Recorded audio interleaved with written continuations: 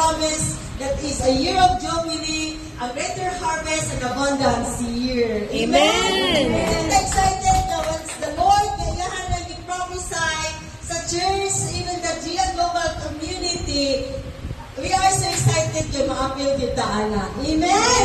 And excited dapat kita, Gia Iligan. Amen.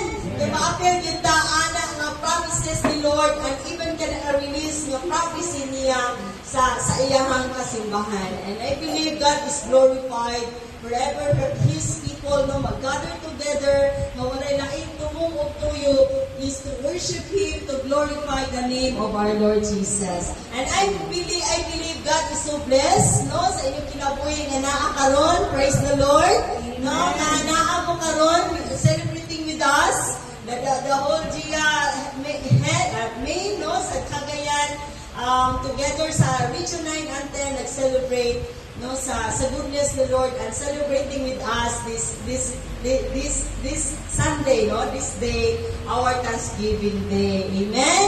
So, without further ado, di na ko dugayon we are it's our privilege for today. Kaya ito every Sunday, ang murang dagway para magkita together with our co-leaders, the Caspi family. Thank you, Caspi family, the family of Annalyn and brother, and also ni Job, so with our young people, ang nagpadayon, mga hindi nyo makita every Sunday, but it's our privilege. Amen?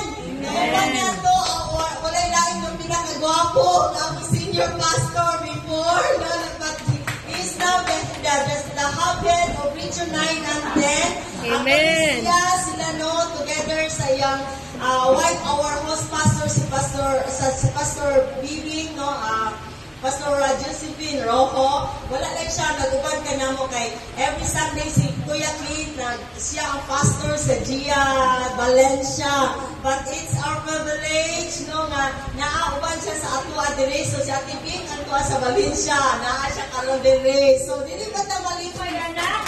Nanganay siya Lord, pinaagi sa ginamoy ni Pastor Clint, nga ihatag sa ato. So dapat excited ta, So let's set our hearts kay it's our privilege with the anointed one, Mauna siya nagpadala sa ako diri sa Gia Iligan, Mauna every Sunday na amin diri.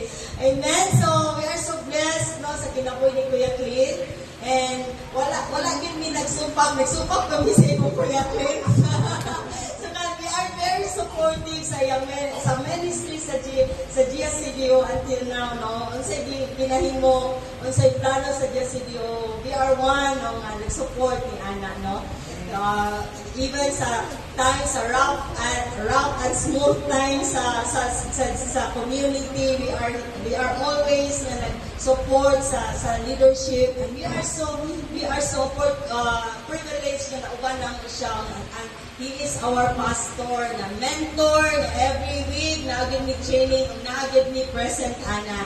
And I believe na siyang mentoring and the anointing and the blessing, hindi na nakutob sa amo, but it will really flow here in Gia Iligan. Amen! Amen! So, din ako dugayon, akong i-welcome si Pastor Clint Rojo.